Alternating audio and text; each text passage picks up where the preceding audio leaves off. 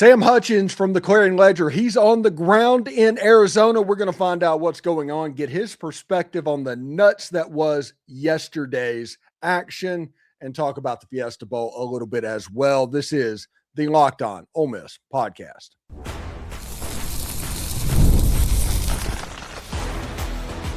You are Locked On Ole Miss, your daily podcast on the Ole Miss Rebels. Part of the Locked On Podcast Network, your team every day. Welcome to the Locked On Ole Miss podcast. I'm your host, Stephen Willis. This is the most watched Ole Miss podcast out there, and that's all because of you. I am a 10-year veteran member of the national media with Yahoo Sports and a former Ole Miss staff member as well. We're part of the Locked On Podcast Network, now the #1 sports podcast network in the world. That's pretty cool. On today's show, we're going to talk about the craziness that was Ole Miss and retention and the transfer portal and all of that with our friend Sam Hutchens from the Clarion Ledger. We'll talk about the Miami battle in the Fiesta Bowl that is coming up Thursday night.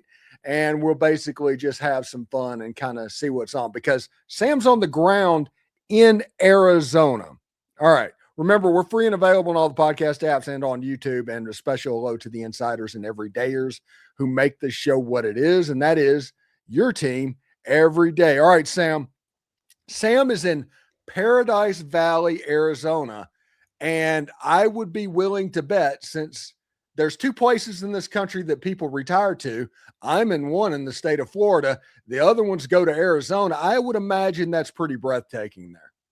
Yeah, I think the name is good advertising. Unlike when, was it Leif Erikson who said, hey, we'll name it Greenland, and, hopefully people will come out here, and it wasn't green. But Paradise Valley, they weren't lying, Stephen. It's beautiful out here, and I've gotten to cover one Fiesta Bowl before when I was a student on the Oklahoma State beat, and they went in 2021 with Ole Miss friend Spencer Sanders, of course. So that was an experience then, and the Fiesta Bowl's a first-rate bowl, so who knew we'd still be talking about actual games on January 6th? But here we are. It's kind of funny with everything that has gone on and the way that November was. Everybody knew it would be Ole Miss holding the hopes and dreams of the SEC in football. That's exactly what I wrote at Media Day. And if you can't find that story, you must not be looking hard enough. No, that's not the case. But yeah, goes to show in this era of college football, like Georgia's not left, Alabama's not left, Ohio State's not left. It'd have been really hard to predict these four teams left, much less which team is out of the SEC. So it goes to show how crazy it is that, remember in the offseason, Stephen, when it was like, is Penn State going to be back, or is Clemson going to finally have another run in them, or and how things have gone. Yeah, the PFF experts were having an argument in the preseason. One of them was like all in on Penn State to win it all, and the other was all in on Clemson. And just looking back, it's like they're going to cover up that episode. They're going to rename it something that nobody will click on. All of us in the prediction game have some things that, we hope doesn't come to light around now, I guess. Yes, absolutely. And speaking of the prediction game, everybody that has been following the transfer portal knew that Ole Miss was going to make a splash early, and they did. And that's right. And I think Pete Golding had harped so much about, hey, we're going to be focused on retention and maybe not total transformation. So that was kind of my baseline expectation for what Ole Miss would do in the portal. Is I'm like, man, if you can ink Kiwan, and if you can at least clinch, Trinidad, if the waiver doesn't work out, then that's fine. But if you can confirm that he'll be coming back, that to me was all it took to kind of say, okay, Golding won in the portal. But that, they have gone outside of that and continued to add players. And it's a little interesting when you are still playing games, and maybe there are a few players that, would be in the portal on this roster that we'll just wait until they get their window after the season because they're still playing.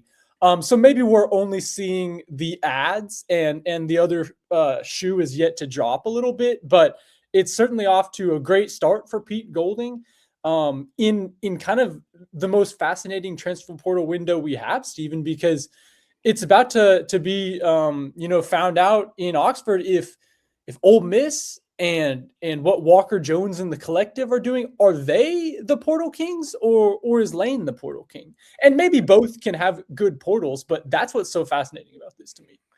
Well, one thing that's interesting to me is this year's portal haul at the very beginning is very different than last year's was. It's almost closer to 2024's beginning than 2025, which makes me think that what happened in November galvanized some of the money people and all of that to where that, okay, you're going to play this game. Well, then we're going to play this game.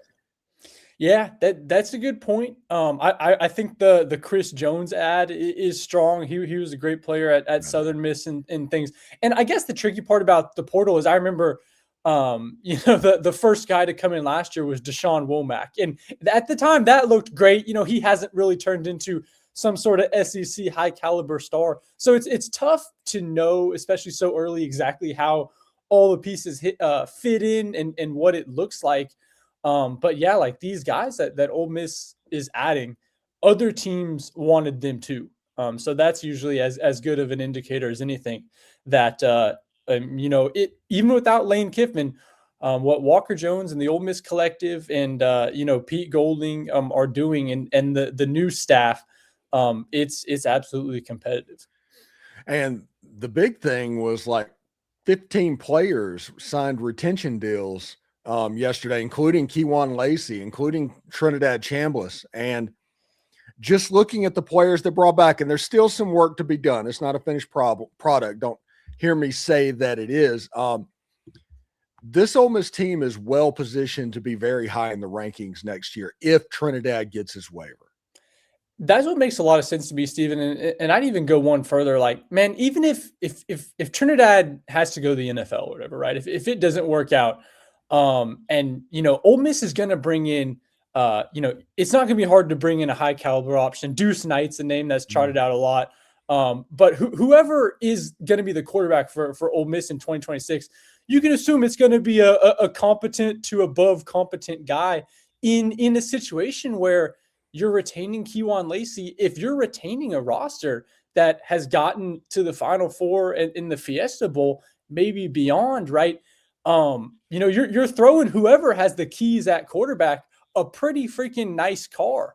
So that's what's interesting to me is, yeah, if Trinidad comes back, then it'll be hard not to imagine a scenario where this team is really ranked highly in the preseason rankings in 2026. But even if the quarterback's a bit of a wild card, or if it's not Trinidad, on one hand, you're like retaining Kewan Lacy, and on the other hand, the big part about that move is he's not going to your rival, right? He's not going to LSU. So I really thought that the retaining aspect of it, like Golding harped on, was probably the wisest thing for Ole Miss to focus on.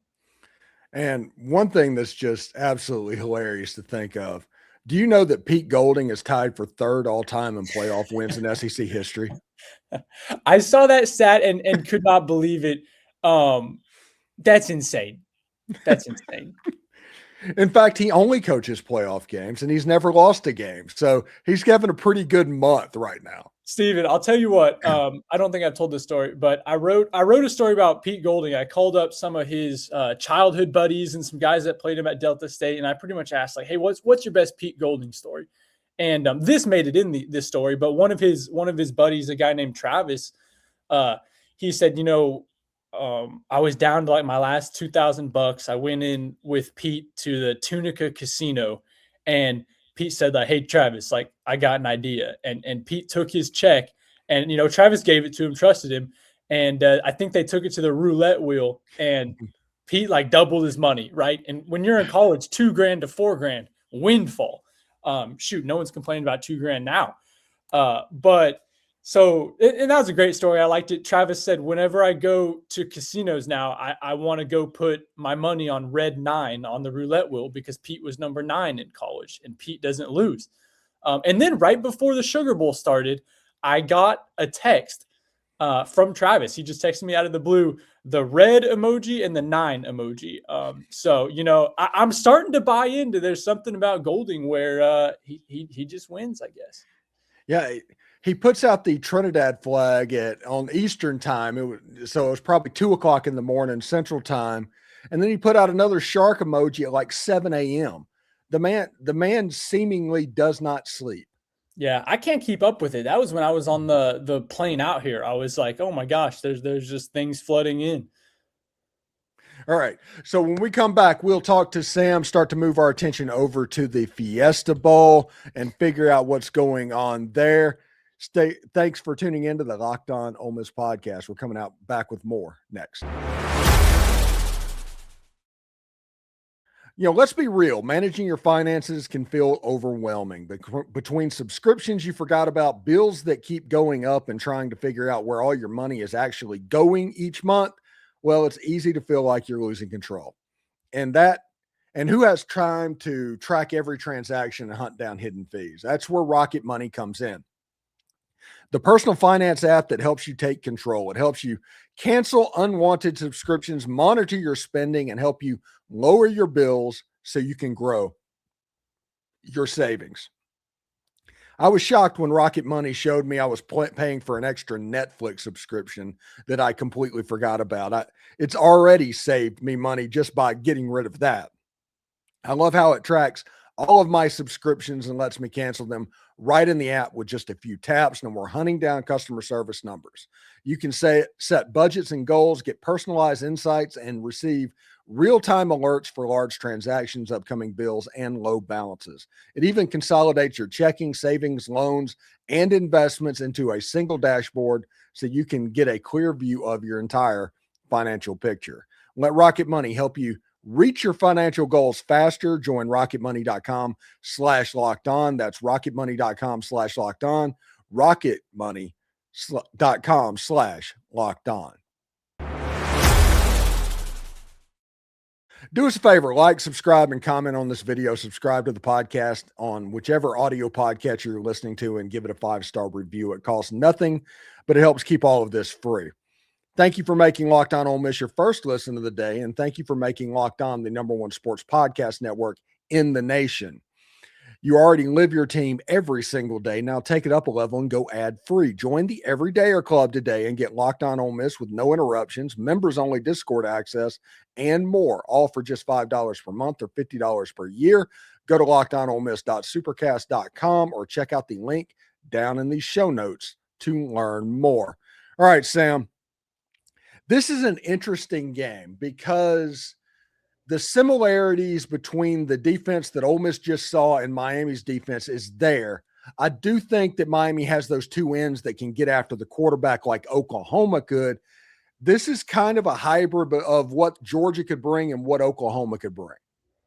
Yeah, and it starts up front. I was looking at the latest Mel Kiper, draft board just to get a little more context. And yeah, but both those ends that you mentioned, they're tabbed as top 20, type of guys, first round pick potential. So yeah, it's a game to me that, and it was kind of shocking with the whole Georgia game last week. That Georgia just did not have the sack numbers that they've usually had. And, their rush defense was good, but they struggled at pressuring the quarterback. And now you're playing at a team that is #1 nationally in sacks, and all they've done is pressure the quarterback. So to me, this feels like a game where, you don't – I suspect that Trinidad and his heroics, which were – I think that's an apt word for what he did scrambling around. Like that was insane.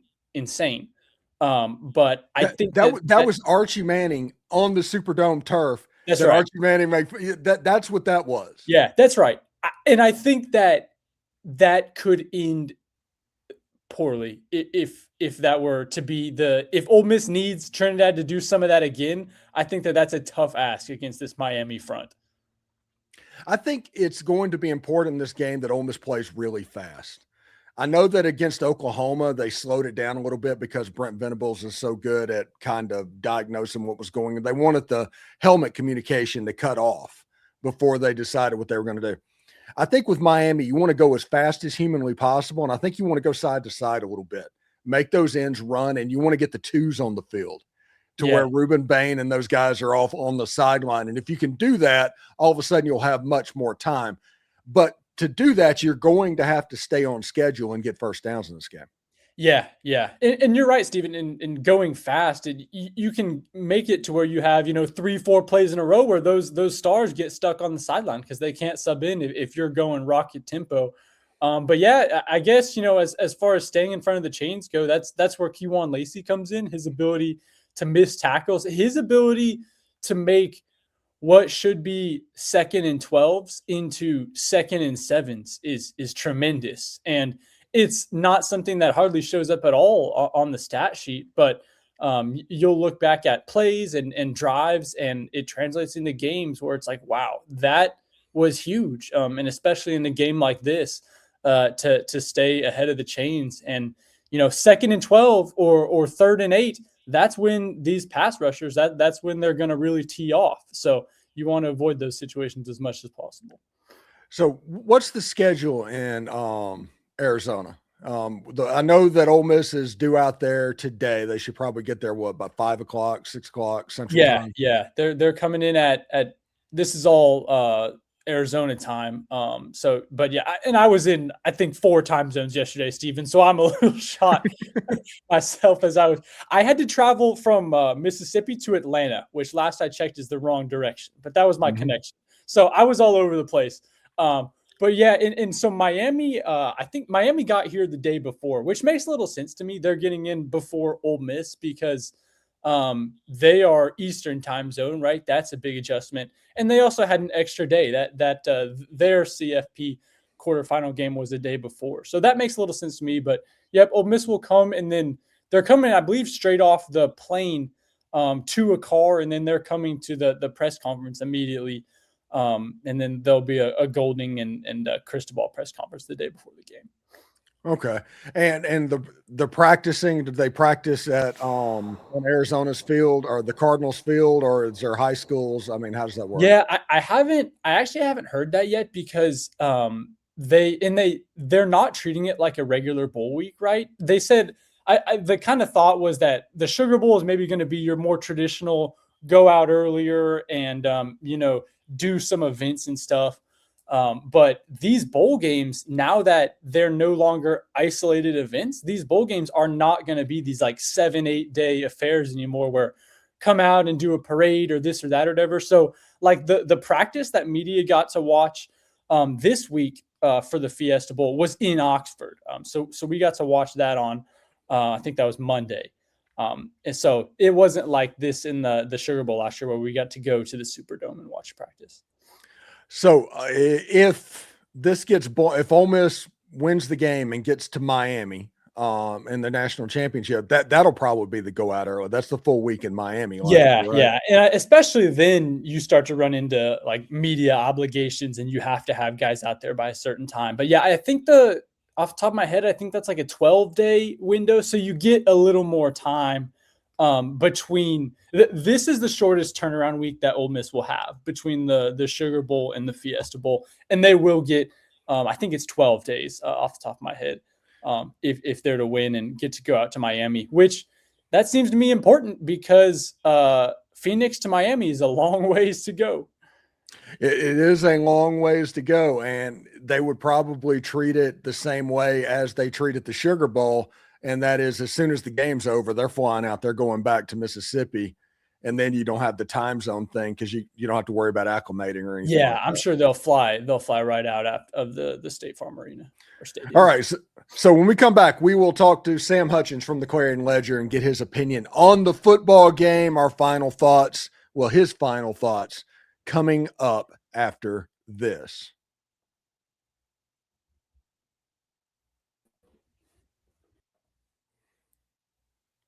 All right. So, Sam, it's really interesting stuff going into this football game because Miami's they're a very good team. I think it's funny that online has been like a respect off between the two fan bases. Sure. Yeah, it's kind of like the old Alabama stuff, respect the tide and all that. It's like, but it's funny to see that, but it's going to be I don't foresee anything stupid happening, anybody necessarily costing a game. I think if you lose this game, you just lost to a really good football team, one way or another. Yeah, and Pete's line this whole postseason has been there's only one team that's happy at the end of all this. And of course that's true, right? Like the team that loses, that's going to be a sucky locker room to be in. The plane flight's not going to be a lot of fun.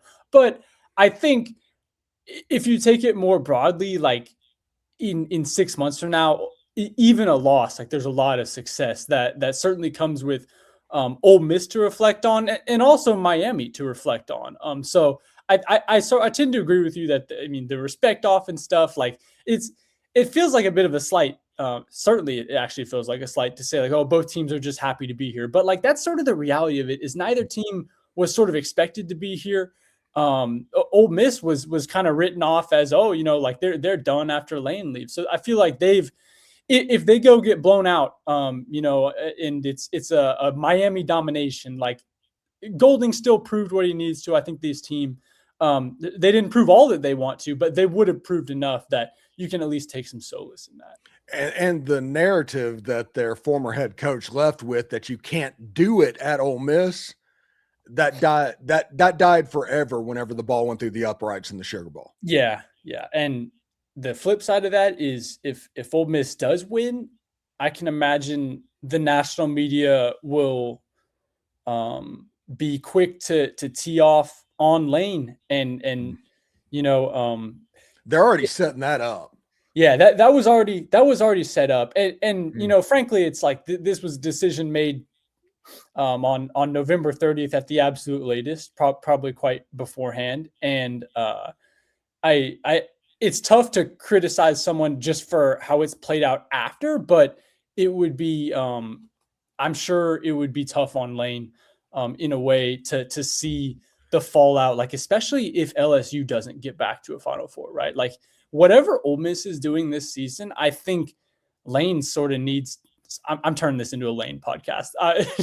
Not probably what you had on the bio, Steven, but whatever. I've had this thought that, man, whatever Ole Miss does, however far they get, like Lane sort of needs to get one round further just to prove that his decision was right. And it's just getting harder every game Ole Miss wins. And with 2 more wins for Ole Miss, if Ole Miss wins 2 more games, then all of a sudden you have created a deathbed level regret that Lane Kiffin will take the rest of his days. Yeah, I think so. He'll get $1 million for it. That's his bonus. But that would be, if you're thinking about the $1 million or that on your deathbed, that I tend to think which one would be your final thought. All right. What have you got going on for the Clarion Ledger this week? What are your plans, man? Why do people watching the show need to tune into your stuff?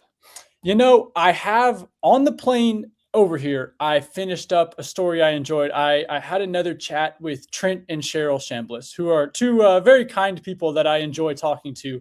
But that was a story that it's coming out soon, and I've enjoyed putting it together about their family and about I talked with Trinidad. He's like, man, the sacrifices that my parents did, it was crazy how much they put in. And Cheryl hasn't missed a game, she doesn't think, ever, and Trent has only missed 1 game because of a funeral.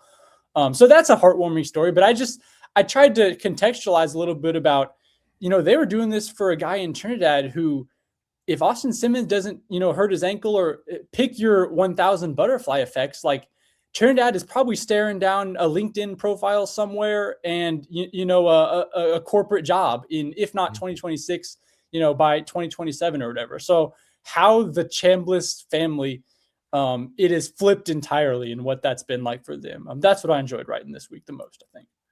All right. That should be good. Check out all his stuff on the clarionledger.com. Or does the Clarion Ledger still do paper copies? Yeah. Okay. Or catch it out the hard copy. If they win, there'll certainly be, like, I think, sentimental is not the right word, but commemorative copies for people to get to that I think some folks might enjoy. If they win, you're going to have to give me the hookup, man. Yeah. Take care of it. Yeah, absolutely that. Anyway, Sam Hutchens, thank you very much, and we'll talk to you later, buddy. Okay, sounds good. Thanks again for tuning into the Locked On Ole Miss podcast. We continue to talk Ole Miss and Miami all week long. Make sure you subscribe and follow the show so you get all the latest episodes as well. We're on all the social channels, so check that out. Did Locked On Ole Miss make your Spotify Wrap? Prove it on social media to secure a free month of our brand new Everydayer Club. Just tag our national Locked On Podcast Network account on any social platform, and we will drop you the code. Be one of the first to join the Everydayer Club to get your favorite show ad-free and exclusive access to the members-only Discord channel. For those of you on YouTube, we're going to send you on over to the first ever 24/7 National Locked On Podcast Network YouTube channel. On audio, make sure you check out a second listen, maybe Locked On College Football or Locked On SEC. Hotty toddy, everybody, just hours away from the biggest game in Ole Miss football history. Take care.